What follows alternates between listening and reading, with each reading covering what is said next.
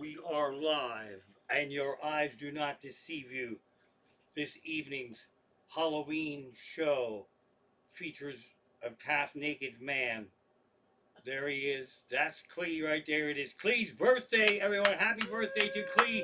I've shown you the heads a gazillion times, but we never see the Klee. There's the Klee. He took his shirt off all the time. It wasn't sexual, it was just a thing. Usually he'd take his shirt off and just hit the floor like a dog, and nobody really questioned him on this. So there you have it. It is Halloween. It is Klee's birthday. That's it. Thanks for tuning in. All right, here we go. We'll check this out. Um, Also here tonight, check this out. Now there's a planet, or I have a sponsor, and there's a planet where our daughter's boyfriend or partner is a game nut, and he has games and he sells games, and he has a pop-up tent, but there's no tent right now. So you could I want somebody to at least look at Vince's game store, and it's called, I'll tell you why it's hard to find. It's called there it is, it's in his link tree, Meeple Connection. I, being the dumbass that I am, doesn't know what a meeple is. A meeple is a game piece. Like if you're playing Monopoly, you want the hat or you want the car.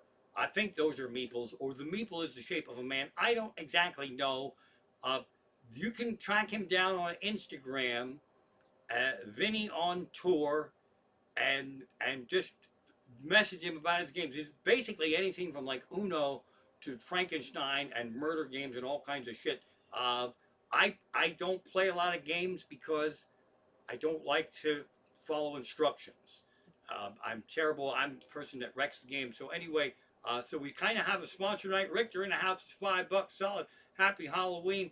Let's see. Here is a live scene coming your way. All right, here we go. Happy Halloween, everyone. Trying to make your Tuesdays suck less.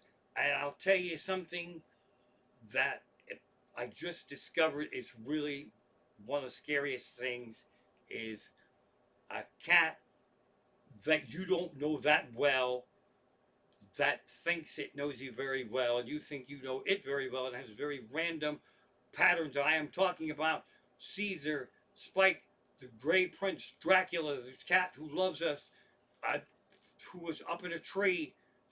That's a whole other story for whole other nights. But I will tell you this, we have a vampire cat living upstairs right now. We were trying to just foster it, but I believe now I have become the cat's familiar, and he promised he was going to turn me by biting me in the ankles and bleeding me out until I became a cat vampire as well. Catula, I don't want to share this much information with you, but he gets mad if you lock him out of the bathroom when I have to take a shower. So what happens then is cats hate water. Normal cats, but this is a vampire cat, Gray Prince. I don't know what, but I'm the familiar, so I do what I'm told. So the door is left open. Every cat I've ever known, and it's only a couple, three, four. When you turn the shower on, fucking run like hell. It might as well explode a fucking bomb. Not Spike, Dracula, the Gray Prince. When you are in the shower, or let's just say when I'm in the shower, and I'm done, and I am completely naked, Spike, Vampire Cat, Dracula now has its best chance at turning me. I have no toys to dangle in front of it. I'm not going to say anything slutty. I'll let Richter handle that. There's no escape. Why this cat would stare into the shower steam is anybody's guess. But as you can see, I made it here tonight. And so here we are, it's Halloween with Dracula upstairs and Klee's birthday. The plan, if you don't know who Klee is, let's figure out the best way to explain Klee. Klee was my Rumspringa right hand man. He was in charge of launching me over the cuckoo's nest, and I too launched him over the cuckoo's nest. We lost him way too young. His artwork lives on. Klee's sister's in the house. We love her. We're going to tell some Klee stories tonight. Richter asked for Klee stories before, and me like a dumbass, I couldn't think of any, and there's fucking too many of them. If I wasn't such a lazy ass, I would turn this camera and show you the magical art that is mine, that is Klee's artwork, that I am such a greedy asshole. I would not loan it to a Klee art tribute show on account of one they did before. Assholes stole it, and I can't fucking risk it. It's too precious, and it's not going anywhere. One of these days, we'll figure out how to show it to you, awesome folks. So we spent many of Klee's birthdays on the cemetery over the mountain, and it was lost to me for quite a few years, and I found it. Mrs. Comic and I found it. Oh, Mrs. Comic's in the house here in the chat, of course. Greetings over there. Dark greetings. That's from what we do in the shadows, but never mind that. So we found it over the pandemic live streams, I believe, over this time of year, and I had figured out some way. I'm gonna have to figure out some way to stream live from that cemetery without getting us all in trouble. But there's tribute right there. That's a birthday. That is a birthday where people say, "What do you want to do for your birthday?" And they want to go ride roller coasters, and they want to go to Broadway shows, and they want to go to Florida, they want to go here, they want to go there. The cemetery is absolutely incredible request. It's a neat little cemetery, and it has the hill. Cemeteries with a hill and the road that carves in are infinitely more awesome than your flat cemeteries. As the flat cemeteries, you can see Michael Myers coming across the grass from way over there. But with hills and shit, they can just fucking pop out from nowhere. So there's a bunch of Klee stories tonight. I have all kinds of silly notes for dumb shit. I wasn't planning on opening with Gray Dracula cat scaring the fuck out of me. Mary loves Eraserhead, so Mary and I watched Eraserhead the other night, and I know that sounds like a line of bullshit that I would just say because I like Lynch, I like Eraserhead. Oh yeah, my cat likes Eraserhead. Mary will actually sit and watch Eraserhead, and it's just absolutely just a wonderful thing for her to like. Sparky, rest her soul, she flies around here in the spirit. Love Jaws, so my pets love awesome shit. Caesar has not yet picked a movie, but I believe he's a vampire cat, so that kind of gets him off the movie hook right there. Baboomsa, Alexa, I didn't want to say her name because now the blue light will go around. Alexa, have the witch scare me. From thegamer.com. Witches have the ability to transmutate into and mimic almost anything. Alexa, stop. Alexa, good evening. And I wish you a very good evening.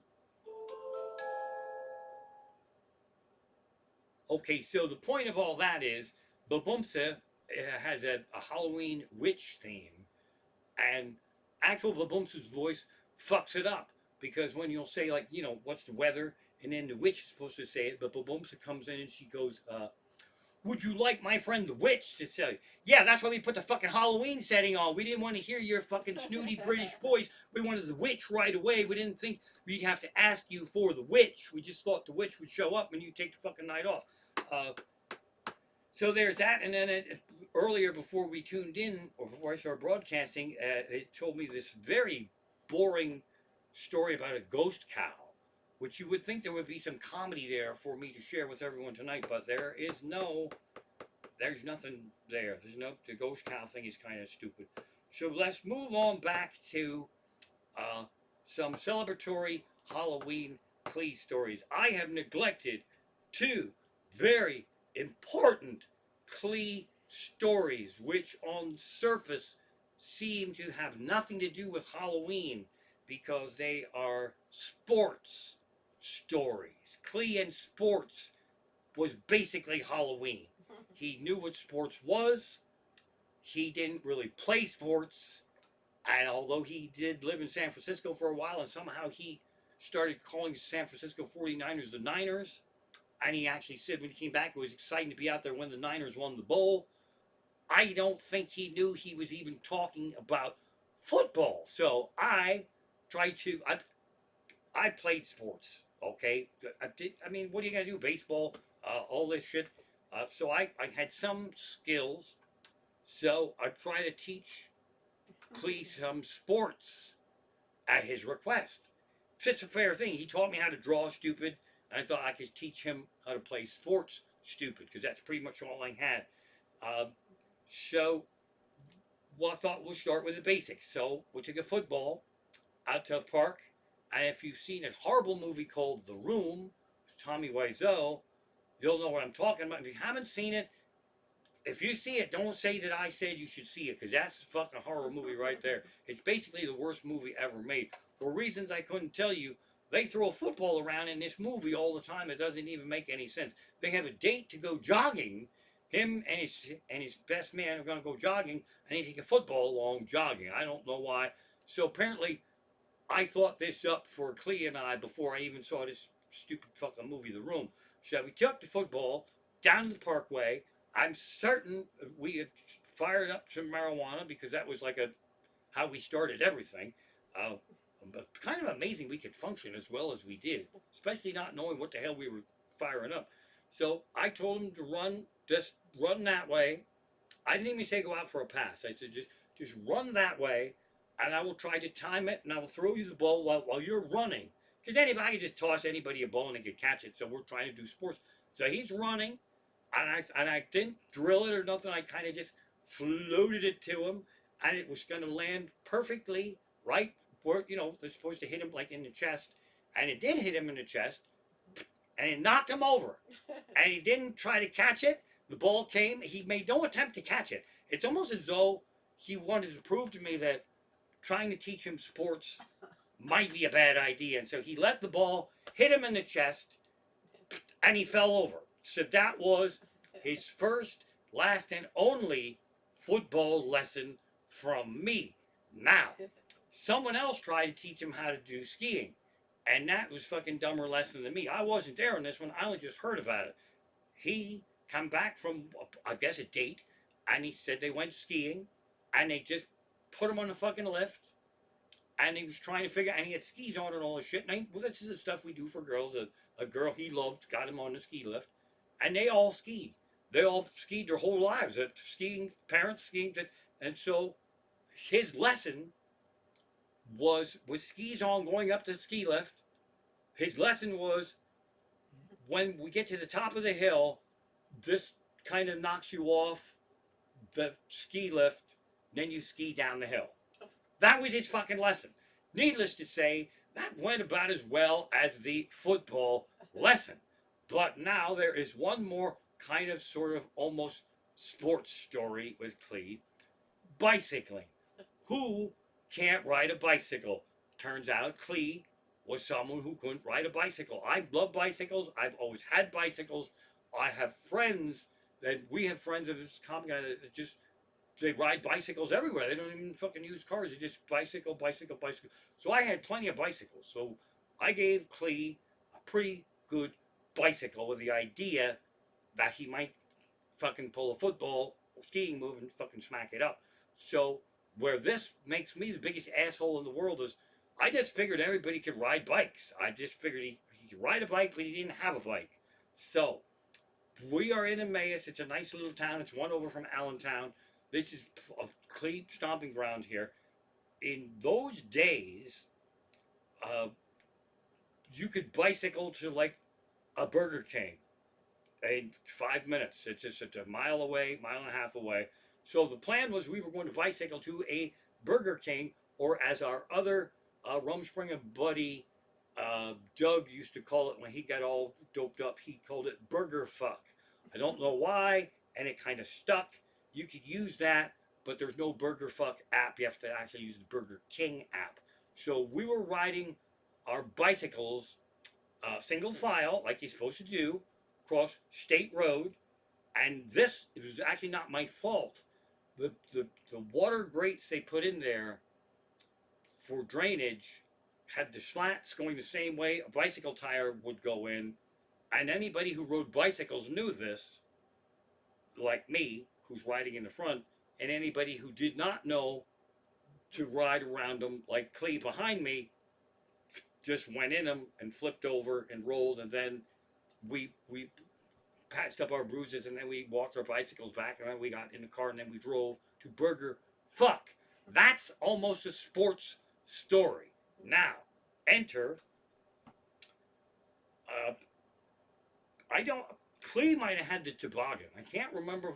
Klee's sister. Did you guys have a toboggan, or either Doug had a toboggan, or Klee had a toboggan, and it was really fucking snowy and cold. Now the Doug half of this Rumspringa equation. So if we have confirmation, it was Klee's toboggan. Now, I wasn't there, but I'm here to tell you that knowing what I know about Klee and his sports background and his family, he probably had to sneak the toboggan out of the house because it would look very suspicious if all of a sudden now he's grown up and he has hippie friends.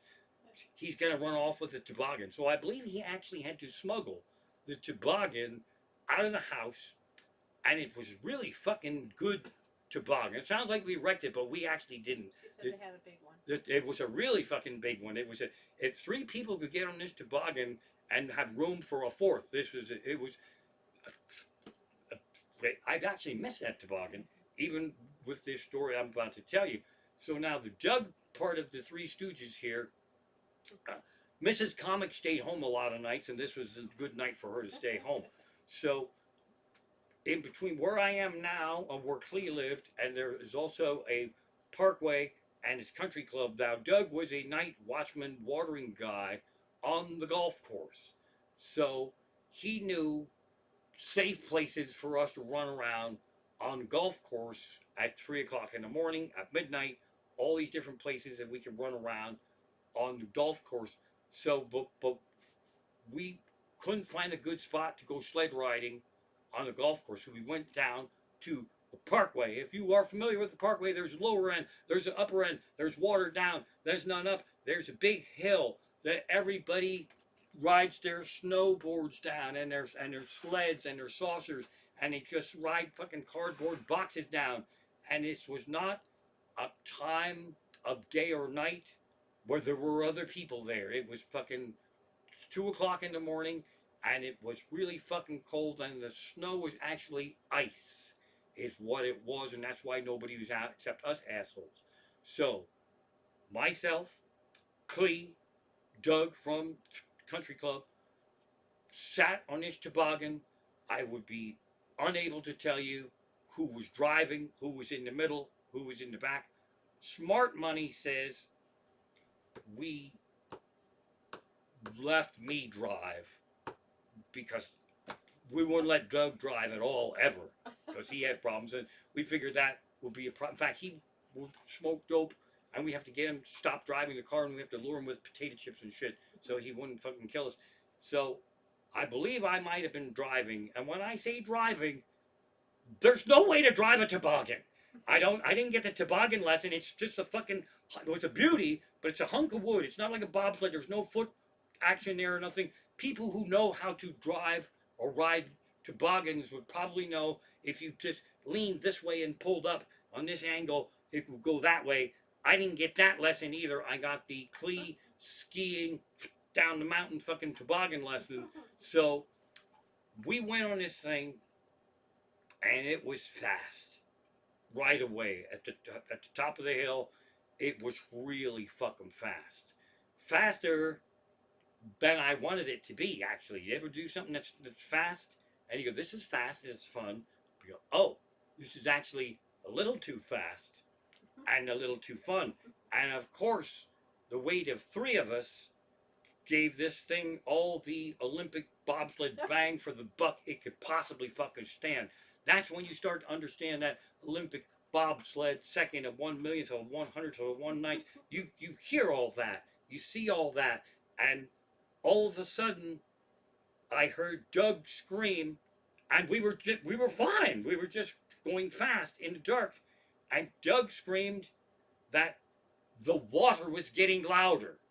Down there, the water was not frozen at the bottom of the parkway, and there was a lot of there was if it was snow at the bottom of that hill, you when you landed, you would never make it across where all the snow is to get to the water. But with it being ice, when we hit the bottom, nothing changed for us. Nothing changed. No speed changed. Nothing. We had fucking kick, and Doug kept screaming, "The water's getting louder! The water's getting louder!" And I said, "Okay, I have an idea." We gotta roll. So we did. We did it. We didn't even do a 3 count. We all rolled right. And I don't know how far we rolled, but we didn't break any bones. We did not break the toboggan. The toboggan went sailing into the water, and we had to go rescue it. And so we were happy to be alive. We were very much awake. So running downstream to get the toboggan, which Klee informed us that we had to save because it was his family's toboggan, and they were going to actually miss this thing. So we got the toboggan, and once again, a lot of things that we did, we only ever did them once. So that's our sports. We had football, we had bike riding, we had skiing, and we had the toboggan. Now, I got a random story to tell you about sports, though. My oldest son, our Brainiac Alvin, just my tech wizard, Brainiac, mental genius, self-taught himself mostly everything. When they were little, of course, I inherited family with Mrs. Comic. He didn't want to be taught anything by someone who would be pretending to be his father. So we were going to go ice skating, and he promised me he knew how to ice skate. This whole night, he promised me how he knew how to ice skate. And the story unfolds that he actually did not know how to ice skate, but he was so belligerent to learn. He put on ice skates and he just fucking skated away to make me look like an ass. And he fucking skated. I remember that. He just fucking skated like amazing. So apparently the fear of having me help you do something is an incentive to get things going. That was an accidental story right there. Now back to more Klee stories. Not quite sports related. You're going to hear a lot of reruns, but it's Klee's night, man. It's Halloween. We miss him every day, but the stories just keep flying out this way and that.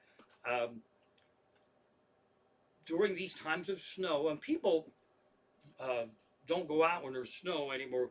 We were assholes. We smoked a lot of marijuana, and we drove around in the snow. And here I sit to live to tell the tales. Now, I actually, on one of these snowy nights, we had a little, it might have been a little Datsun, whatever the hell it is, stick shift thing. And I went on the school playground with Klee in the car. And of course, we were smoking marijuana. That goes without saying, but I had to say it anyway. And I decided I wanted to do donuts in a school parking lot. And the cops pulled in. And of course, they asked me what I was doing. And I told them very smoothly, I said, I'm new at driving in the snow. And I want to practice like braking and sliding and to see what happens. And then he was nice enough to say,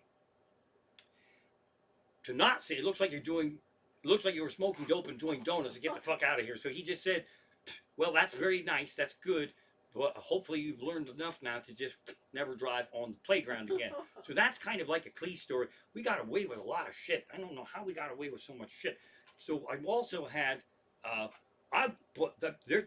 we have cars that we miss, and people talk, it's a cliche, people talk about buying a car from a little old lady who ever drove it to work or ever drove it to church on Sunday, and that was it. I actually had a car like that, a powder blue 1963 automatic Dodge Dart, and it had buttons on the dashboard, and it had a heater that we used nicknamed the turbos, and we could go to Burger Fuck and buy burgers and put them on there, and they would keep them warm. And we drove that thing all around in the snow and over the mountain, and for reasons I couldn't tell you, we had somehow picked up a hitchhiker, and when we oh my god, it's a miracle that we got away with this shit. Do you know how Richter? Do you know how much of an asshole we were? When we pick up hitchhikers, we didn't ever take them where they wanted to go. First, it'd have to be like, we'll take you there, but first we have to go some other place. And people usually went along with this, not realizing that we completely unstable. So this particular hitchhiker, we drove over the mountain. I'm driving over the mountain, and we had a scary throbbing gristle, hamburger ladies playing, and I was driving very slow because I didn't want to kill us. And Klee started to heckle me into going faster, and I wasn't going to have any of it. And we were just playing. We were playing back and forth to torment the hitchhiker, who was probably on my side, hoping that I would not lose this argument and we would drive faster. So I said something to the effect like, well, if you don't like it, then just, get out and walk. And so Klee opened his window while the car was driving, and he climbed up on the roof of the car with snow out there, and the hitchhiker didn't ask nothing. And I figured, we didn't really rehearse this very well. And then, of course, 2nd Street Mountain, I believe is what it was. Its S turns all the way up, and it's snow and it's ice. And then when I turned this way and that, Klee went flying off the roof like Superman. Fuck me in a bucket of goo. I thought I wouldn't have to cough. I watched him go like Superman.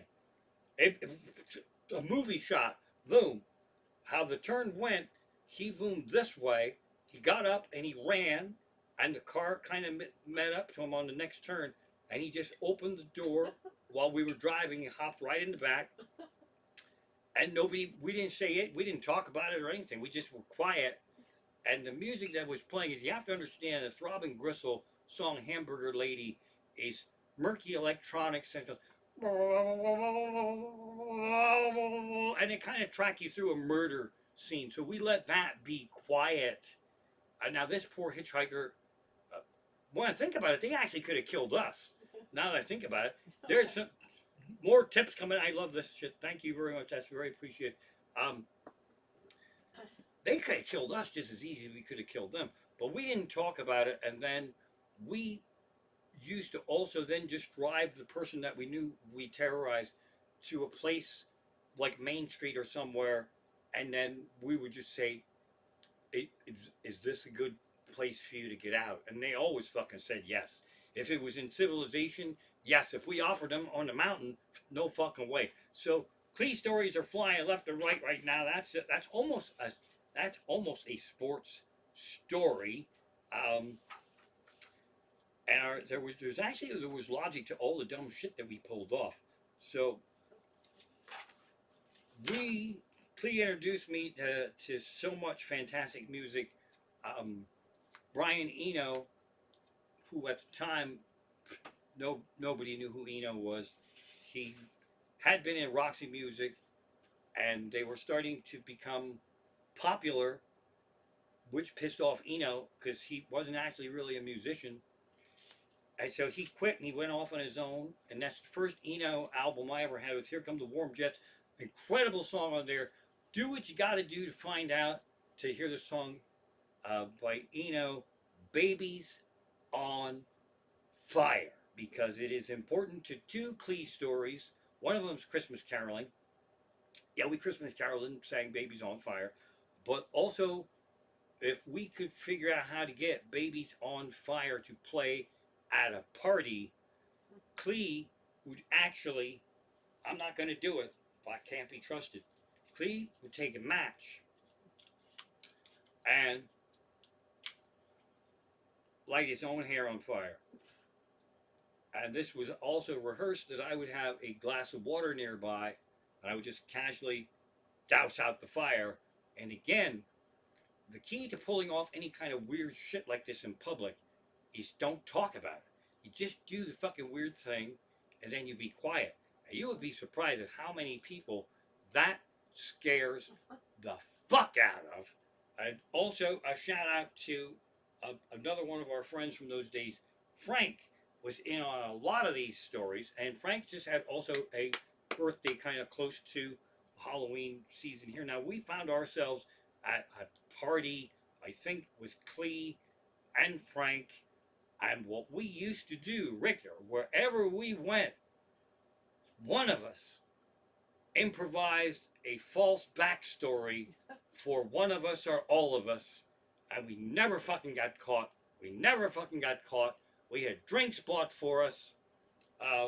We were in a bar one night, and they wanted to know if we were celebrating anything, and Klee and Frank said that we were celebrating me seeing them for the first time in many years because I live in the woods and I build trails. I haven't had a beer or a French fry in fucking ages. And the guys, get the fuck out of here. I don't buy it. If he lived in the woods, he'd have like fucking, his legs would be fucking chiseled. I happen to be lifting weights at those times, and guys who lift weights and then neglect their legs, the women notice this and they say you have chicken legs. So I actually trained with a fan who was the Pillsbury Doughboy and the Caveman. They pushed me to lift really fucking hard weights, and we had leg day. And the point of this is my fucking calves were chiseled. So when I showed the bartender my chiseled calves, he bought the whole fucking story that I lived in the woods and we had free drinks, and those stories were Frank just moved blue ribbons that we actually had to drink and pay for because that fucker never saw Blue Velvet. He didn't know that we actually wanted Heineken and we were doing a blue. And who's coming in here with this stuff? That's fantastic. You guys are going to make me cry here. It's not my birthday, but I'll tell you what, that's very much appreciated. So now that's a story right there. But where was I going with this? Oh, Baby's on Fire, hair, Klee, boom, roasted. We did sing Christmas carols together. Baby's on Fire was in our repertoire. If we could get to that before the police came or were called. Now let's see here. I got my notes are all over the fucking place here. Let's see. Oh, to tell you how lucky I am to have a Mrs. Comic in my life. I didn't really date a lot in those days because I didn't really like people, and I didn't understand people. I didn't want to do, and just even to this day, we get invited to a lot of stuff that we're like, yeah, thanks for the bowling party invite, but we'll pass on that. So Klee hooked me up. We were going to have a double date. This was before I met Mrs. Comic. And these two good-looking girls, and we stood them up because Little Shop of Horrors, the old black and white movie, was on TV, and we'd never seen it, and we were losing our fucking minds, and we couldn't believe this, and we're like, you know, the girls will probably forgive us, but we may never get to see this again. So we picked staying at Klee's house. That was at Klee's house. And we watched Little Shop of Horrors. And we were wrong about the girls forgiving us. What are you going to do? So that's how we rolled with Klee. And there's lighting the hair on fire. Klee classic stories here. Mrs. Comic asked, maybe Klee's sister knows this, what do you like to eat? Like snacks and stuff. I can't remember any of this. We know you like cheesesteaks. Cheesesteaks, that's right. We went for cheesesteaks after Doug rolled the car. No, actually, Klee rolled the car. And you have cheesesteaks on the roof. And we had cheesesteaks on the roof. So he did like cheesesteaks. Those are, I'm sidetracked here, but those are two great stories. So Klee, I told this story before, but this again, shout out to Klee's amazing parents. They are totally... they were Invasion of the Body Snatchers. They couldn't get rattled. I come from a land of people who got upset about all the teeniest, tiniest little things, and they could not be rattled. So they had a rental, and the car rental, look, I don't know if their car was in the shop, who even knows, Well, Klee was not yet 25. That's important to the story. He picked me up from a part-time job that I was doing, and then we picked up the Doug half of this party from the night water from the golf course and all this. So we were driving over Fifth Street Mountain in the day, smoking dope like we were supposed to be doing, and the road was wet, but the sun was out. It was raining and the sun was out, and there was leaves on it. It's a horseshoe turn, and Klee had a fucking lead foot, and he always stopped on a dime. If this is the stop sign, Klee didn't do this. Klee did this, and that would be okay. I was informing him on the way down to the horseshoe turn that his method of stopping on a dime was not going to work on the horseshoe turn with the leaves, the wet leaves. And so he took this as a challenge, and then he went and sped up a little bit, and he tried his method. And we rolled 1.5 times over the cliff and landed upside down and totaled a rental car, which was not covered by insurance because he was not old enough to be driving it. And Klee's parents, we never heard dick about that, but we landed upside down, and possibly the marijuana saved us. I don't know, because when you fall skiing, they say you're not supposed to be like rubber. So we landed upside down, and there was glass everywhere, and we were really quiet, and we were just basically trying to crawl out. And what cuts we got were not from the accident. It was from broken glass that we were crawling out of. And somehow I had the wherewithal, not to say I told you so, just to make sure we were all okay. Klee was all right. I was all right. We looked fucking really fucking scary. We all looked like we were fucking bloody Dracula arms. And the Doug half of it said, first thing out of his mouth, didn't say he was okay, didn't ask if we were okay. He said, Raymond, I'm really hungry. Can we get cheesesteaks? Yes, Doug. We will walk down Fifth Street Mountain and we will get cheesesteaks. And that's what we fucking did. These Klee stories are all, it's almost like we could have got murdered then. We possibly, Miracle you didn't get hurt. it is absolutely a miracle that we didn't get hurt. It's also a miracle that his parents didn't make us just work that car off. I mean, that holy shit. So that was kind of like an amazing, crazy thing. Then of course, let's see here. We got Richter, you're gonna love this. By now, I had met Mrs. Comic, and we were what you would be called dating. And Klee and I were running around like assholes, trying to figure out fun shit to do. Mrs. Comic had grown up camping, loved camping. It was a thing, family camps, great camping memories. So she talked up Promised Land. Oh, we all went to Promised Land. New Clear running around, smoking dope and having fun. Just go up, check out Promised Land. So we took Klee's parents' big yellow station wagon. What I forget. Klee's sister said it was called something. We went up there. I was giving him the tour.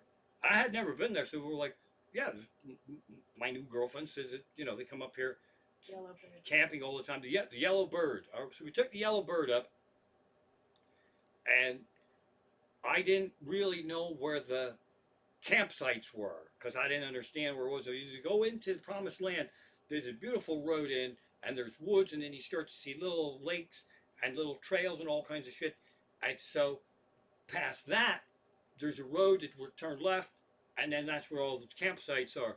So I thought we were just going to camp like just fucking somewhere. So we pulled the car off. We pulled the Yellow Bird off side of the road. I went down to the trail, and Klee and I started gathering rocks. We were going to build a fire on a hiking trail because we are that fucking dumb. We're getting rocks, and we made the circle of rocks, and we started to put wood in where this was, and the park ranger goes, you don't are thinking of building a fire here on the hiking trail, are you? And smarter people would have said no. but we confessed that we were doing this, and then he yelled at us, and then he told us where to go, and so we went to where camping sites were, but I turned right instead of left. Left is down by the water, and you could camp by the water. It's right there, and it's a campsite, and there's water, and right is just woods. So I pulled into a spot there, and Klee and I slept in the big yellow bird. Then we might as well have been in a fucking Walmart parking lot for that matter. So that was our experience with camping. Oh, holy fuck, we did everything. I don't know. It is a miracle that we're still alive. Oh, we got this right here. Okay. We got the shoe repair story. You guys remember that? I'm trying to find stuff that is lesser told. Oh, I don't know if I actually don't know if I ever told this story or not. For reasons I couldn't tell you, this group of people that I'm talking about, myself, Mrs. Comic, Frank, and Klee, Doug, the country club guy, he was off out of the mix by now. We just loved Philip Glass ensemble, and you could see him really cheap because he just started playing his music. In fact, he's like the Beethoven of our times. He actually never really wanted to play his own music, but he couldn't find anybody to play it because it's that fucking nuts. So he formed his own Philip Glass ensemble, and we'd seen him in a bar in New York, and we'd seen him. They'd come to Kutztown to do specialty fundraising shows and all that, and they actually changed a set for us, but that's not what this story is about. So the point is, Philip Glass and the ensemble liked us because we saw them too many times. They'd be like, we'd see them tonight. I said, we're going to see you tomorrow night too. They're, oh my God, they're blown away. That's when they changed the set for us.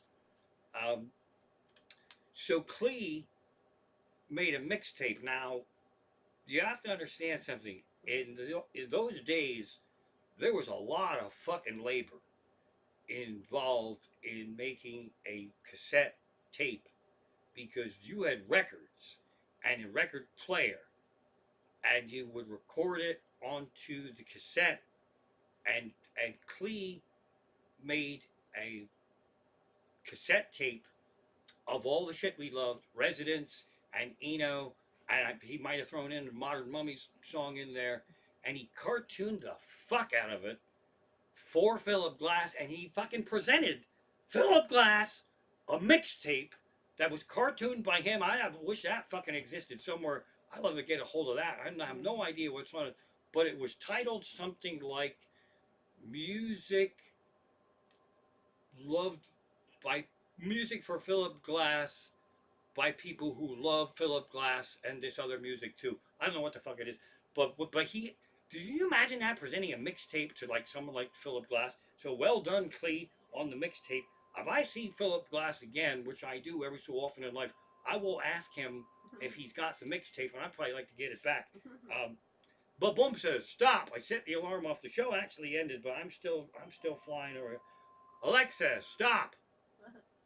I feel like I talk mean to it because if I had to say it a second time, then it's like, it's not that I wasn't loud enough. It's just like I didn't have enough fucking attitude. So I'm not apologizing for yelling at a artificial intelligence. Fuck you. I'll say what I want to you. How about that? So we got the hair lighting on fire. We got the running around in New York City to see Philip Glass ensemble. That is the story that goes by like this. The guy driving behind Frank didn't have his lights on. Klee said, I'll take care of it. The lights came on. What the fuck happened? I don't know. There was a box of tissues. Klee had a Sharpie. He wrote moron lights on the tissue box, and the fucking lights came on. We got to see Philip Glass ensemble for like $10. So we got that mixtape. There we go. He cartooned it. There's this. There's that.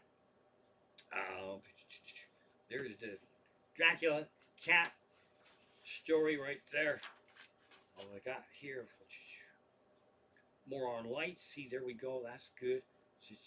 Egads, that's where Modern Mummies play, but do we see anybody else there? Do we see? Did they have other shows there that we saw? I don't know what you're talking about. The Modern Mummies? Yeah, that's where you play Egads. Yeah, but we didn't say Philip Glass there. No. Susie No. just So no, asked. I don't know if there was other bands there. There might have been, but it's not anything that we would have gone No, to see. Muhlenberg was So, the one. yeah, it's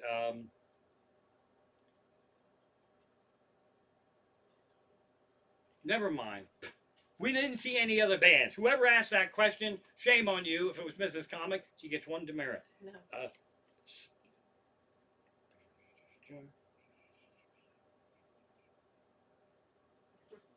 All right, I'm gonna have to start the whole show over because now I'm confused. I'm confused by a question. I should be able to get questions and receive them plainly, but plainly I cannot. So there's that. There's this. There's that. Got this and that. Oh! Last week, the Phillies were on, and it was exciting, and now they're fucking gone. That's another story for another night. If you're like me, I don't give a flying fuck about the World Series. I'm actually, from a greed standpoint, the Phillies being not in the World Series would be helpful to my shows coming from Harrisburg this weekend. And I'm actually very happy that the World Series this year is a marketing financial disaster because nobody gives a flying fuck about Phoenix or the Texas Rangers. So go team, go. I don't give a fuck when they're on. So there's that. And also the news came out. It took me a while to process this. I was going apeshit about the Salem witch trials. And as it turns out, Klee's sister, Susan Klee, so they have ancestry that dates back to one of the actual women who was accused of being a witch. And our daughter had gone up there with her boyfriend, the Meeple Game guy. That's why you should buy something from Vince.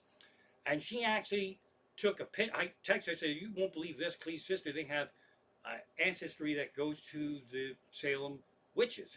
And I Klee's sister, you're actually named after the witch, the accused witch, Susanna.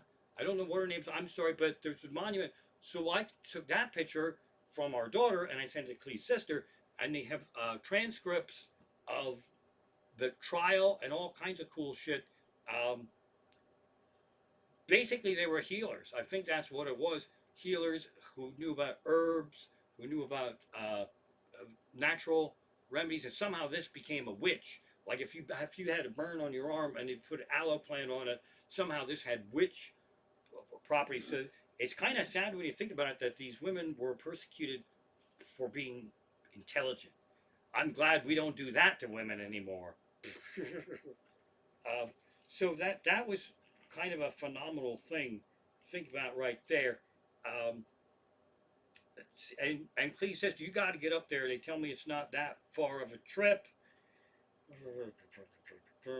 Let's see here. I know what I also want to do. I'm not going to sing happy birthday to Klee, but I'm going to have a birthday Klee toast. What I have right here is, connecting the dots. I love when shit like this happens.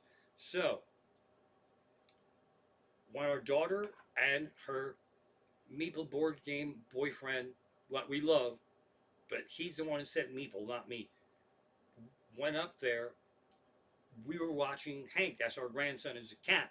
Right? So as a reward, our daughter brought back for us some really hard to find Irish whiskey, Glendalough, which we enjoyed at the Irish wedding. And I've been trying to find this, and somehow it's available up there. So this is a toast to Klee's birthday with Irish whiskey that could only be got in Ireland or up where the Salem witches are. That's pretty badass right there. So happy birthday, Klee. There you go.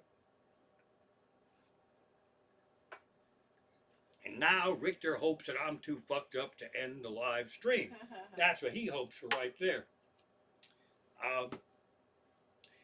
So that's really what's going on right now.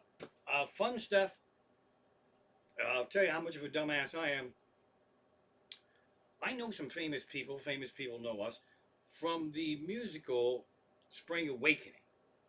We we were fans of the show from day one, and they were basically young kids, teenagers, early 20s. The guy who won the Tony for creating the character Mort Stiefel, John Gallagher Jr., has his own band, and we've been following him for years and years and years. And he split from that band, and he's in films, and he tours, and he's going to be in a like a sea shanty musical in Washington D.C. It's probably coming to New York. I don't really know. Uh, Amazing guy. I used to cartoon him and give them candy. He has a movie watching list for October. And I can't watch a movie every night, but I've been plunking stuff from his list. And then I tweet about it and I tag him in the tweets. And the thing that I just watched the other night that was absolutely incredible is it's a 1979 or 76 old horror movie called The Trap. Tourist Trap, not The Tourist Trap. Tourist Trap, and the Rifleman's in it, like Chuck Connors. Is that who it is? Chuck Connors, and it's Idiots in the Woods, and it's a shop that closed down. It used to be like a scare, a crazy house, a haunted house, or whatever. And Chuck Connors, the Rifleman, runs this thing. And when you first see him, he's got bib overalls on, a cowboy hat, and a fucking Rifleman rifle. They don't even try to hide that it's him. Well, that's really a fun watch. But now that's not even the point of this story. So I've been watching 4 or 5 of these things, and then I tweet about them. Yeah, this is great. Gallagher knows his stuff. So I got a private message from John Gallagher Jr., a private Twitter message, which, I mean, I know him, but when he's fucking famous. I mean, he's got a lot of movie credits. He's in Newsroom. He's in horror movies. He was in American Idiot, the musical. I'm with the Green Day guy making an appearance, all that stuff. This guy, he's fucking famous. So when he messaged me back, thanking me for liking his films, and he hoped I kept watching, and then there was a little. I thought he had like a brain fart, like a little fog, because he couldn't quite remember who the fuck I was. And so I poured my heart and soul. And I told him all this stuff. Oh, well, we bribed our way with candy to get backstage to Spring Awakening, and that's a whole nother fun story that I got to try to get back on track here. That when you won the Tony Award, and then when you were leaving Spring Awakening, I asked your buddies what would be a good gift. I got your bottle of Jack Daniels I brought in the theater, and then we cartooned it, and then we went to see your band, and we did all this other stuff. And then it seemed like he couldn't remember me at all. And then I got almost like a kind of like a weird, holy fuck. I'm completely unmemorable, and a lot of Amish people bribed the Spring Awakening cast to get backstage with candy and cartooned them and chased them all around and saw their bands. And our daughter went out to see him in his show in San Francisco, and they hugged and he said hello and all that shit, or just didn't fucking remember stuff. So I sent him another load of clues, and then I started to realize I've been having a conversation with probably his rock star press agent, who was trying to figure out if I am fucking nuts. And they're gonna have a fucking handful decoding all my fucking messages, because the last one I got was like, well, because I'm very famous, I have to be careful to make sure people are who they say they are. And then I said, there's no possible way that you are John Gallagher Jr., because John Gallagher Jr. would never forget an Amish comedian who bribed his way backstage with fucking candy to see you. So you understand this candy situation is, I'm going back to MySpace now. All these things get tangled up here. So there was a producer from Spring Awakening, Pun, amazing guy. He's an actor. I did some silly stuff and I tagged Spring Awakening in the things, and we got to be kind of, like online buddies. I set the I photoshopped the Spring Awakening kids' heads into the uh, what is it? The boys. Oh, What the hell are they called? It's a very. It's not choir boys. the choir. Yeah, choir boys. I think it's called choir boys, right? And so it looked really good, and so Pun launched this on April Fool's Day. That a special fundraising show. The cast were going to change. The choir boys were going to become Spring Awakening, and he wrote up fake bios for them and all this. It was absolutely incredible. And then he was brokenhearted because he put up a fake ticket link. And he said, "How much we could have sold this thing out fucking 10 times in like 5 minutes." So all these stories, I was flipping back to John Gallagher Jr., but then it has my brain thinking what's happening now. So in those days, you could Spring Awakening had one of the most amazing things. You could sit on the stage for $30 ticket, and I was really working. My career was flying, and we I took our daughter to New York a lot, and a Broadway ticket's $140. We can sit on a stage for $60 tickets. That's fucking rock star. So the stage seating was on both sides of the stage, and they didn't tell you this, but they had planted audience people in there that was cast. And you'd be sitting there watching this thing, and you were warned to shut up, not gesture, not do anything. And so in the middle of the show, fucking people sitting next to you would just get up and start singing. And it was fucking nuts. So we get to be friends with all those people. Now, before I went in those stage seats, we had seen the show. Our daughter and I don't think Mrs. Comics had seen it yet. That's when we found out about the stage seats. So I was very excited, and I messaged Pun and I said, "Hey, these kids in this cast are like fucking incredible," and they were in fact kids. I think they ranged from like 15 to 21, 22. Gallagher might have been one of the oldest, and they had a couple adult performers in there. Um, but what I our daughter's very interested in theater, and I think it would be good for her to like meet them, talk to them, whatever. I wasn't trying to get any favors or anything. What can I do to connect with them at stage door? And then he said, "Well, you got to remember, man, they're kids, and so they would like to be called by their actual real names, not their character names, and they also have lives outside of this show. So they, anybody who's familiar with any of that stuff, would be fine. And they also love candy. So I'm silly and immature, and there's a fantastic candy shop about 45 minutes from here. It's old penny candy. So I got, and my daughter and I, we went, Miss Common, we got a $20 load of penny candy, and I cartooned the fuck out of this box of candy.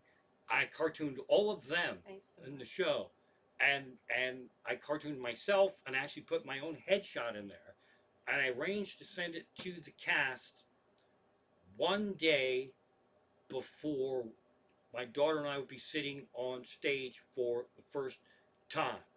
We are ready to shit our pants. We're on a fucking Broadway stage, and we know that the cast is going to be sitting around us. We've handpicked our seats so that somebody singing will be right there. So I assume they got the candy, all right? And so the show starts, and it's very awesome. It rocks. It's also weighty and serious and sad and somewhat depressing. And it's very strict. It's old German, where the boys went to school here and the girls went over there. And if you fucked up at all, you were out. You were way out. And it was back in the scary abortion days when someone could die with an alley abortion. So the first act ended and everybody went nuts. And then when they start the second act, the cast comes back, and the person who sat next to me was Krista. She went on to be in a whole bunch of other shows, and she sat down next to me, and the show was ready to start, and she said, "Oh, the cast is really excited that you two are here, and if you're not too busy, you'd be invited backstage after the show. And then I couldn't even fucking respond because the show was starting. And then the boys marched past. John Gallagher Jr., Skyler, all these guys with their German matching gray go to school outfits, and they march with their notebooks, and it's very serious because the first act ends and it's really sad. So they come back serious and they're marching serious, serious, serious. And then one of them looks up at me and goes, "Hey," the cast says, "Thanks for the candy." And I couldn't fucking laugh. And so it was absolutely incredible experience. Now, Mrs. Comic is home, and we got backstage, and people were very excited to meet us, and that was kind of very cool. They were so nice to Lizzie. In fact, Jonathan Groff, we were talking about her possibly auditioning for the show, not there because they had them all over the place, but we were a little sad because she was 15 and you had to be 16. And Jonathan Groff, one of the leads who did not get a Tony Award, but he should have, said, "Oh, just lie about your age." So this is the kind of relationship we had there. Now, one of the producers was Tom Hulse. If you don't know who he is, he's in Amadeus Mozart. He's in Animal House. He's a little kid that gets laid on a football field, and now he is an old man hippie who doesn't look too much differently than I do, except with a mustache and put on a little weight and all that shit. And I didn't recognize him, and I didn't go through the credits to see who the producers were. If I would have spotted them. So I was so excited about this. I texted Mrs. Comic when we get out of there, and I said, this really nice older guy with a beard, and he was really nice, and he was a little heavy, just kind of quintessential older nice hippie, was looking at me and going, "How do I know you? You look familiar. How do I know you? How do I know you?" Me being the ass that I am, I don't ask him who he is, even though he's a producer backstage, fucking Spring Awakening, going to win all the Tony Awards. I said, "Oh, you probably recognize me from a show at the Beaver Run Rod and Gun Club in Pennsylvania." Then he fucking laughed. And then Mrs. Comic said, after I told her all this shit, she said, "I sort of think that's Tom Hulse because I just saw him on TV on like fucking Letterman or something interviewing, and the description matched perfectly." And so that's that's like an incredible experience. And then again, that's why I was like, fucking, how can John Gallagher Jr.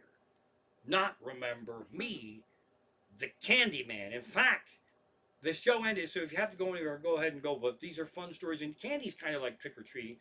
It got to the point where they were expecting candy, right? They were actually expecting candy, and I brought a big box of candy, and some we delivered a lot of it because we got to see the show a lot because $30 tickets.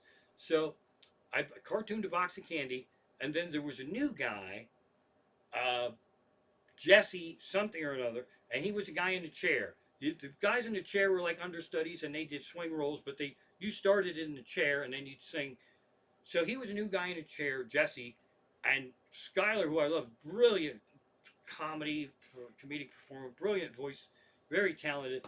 He comes out to me, and you gotta understand, there's 40, 50 people stage dooring, crowding to try to get in to get an autograph.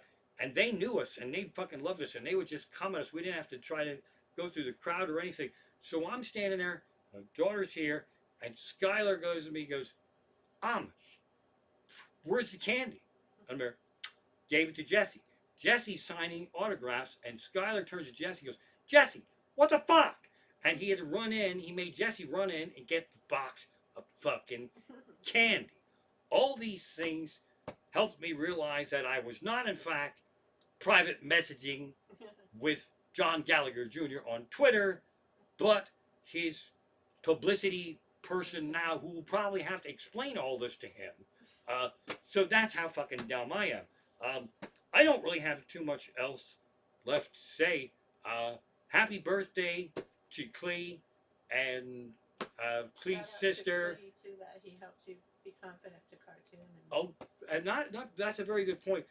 Klee also gave me confidence to cartoon, which also rolled over into like everything else. like even stand-up comedy and anything. There was the most amazing thing about Klee was he challenged you to do stuff.